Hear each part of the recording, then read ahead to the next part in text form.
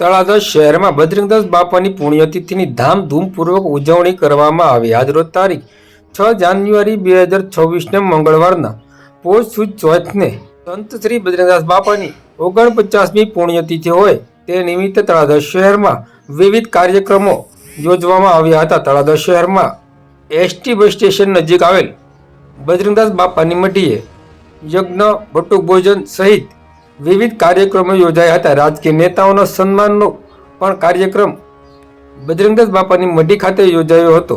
વધુમાં વાત કરીએ તો તળાજા શહેરમાં બજરંગદાસ બાપા ચોકમાં પણ પુણ્યતિથિ નિમિત્તે વિવિધ કાર્યક્રમો યોજાયા હતા, જેમાં શ્રદ્ધાળુઓને પ્રસાદ વિતરણ પણ કરવામાં આવ્યું હતું। આમ વાત કરીએ તો બજરંગદાસ બાપાની 49મી પુણ્યતિથિ ભાવપૂર્વક તળાજા શહેરમાં ઉજવવામાં આવી હતી।